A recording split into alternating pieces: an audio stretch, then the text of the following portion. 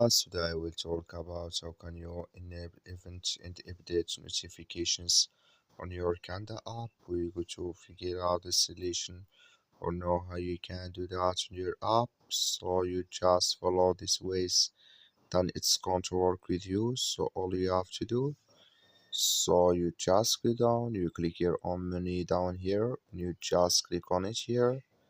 Then it's going to take you to this list.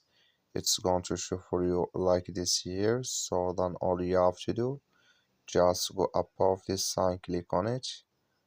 Then it's going to take you to this list. It's going to show for you like this here. So then you click here on push notification settings, just click on it. You come to next step here, come here to event and update.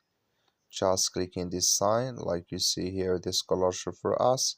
That's main event and update notifications enabled with us now. That's all you have to do. Thank you for watching. Don't forget to support us by liking.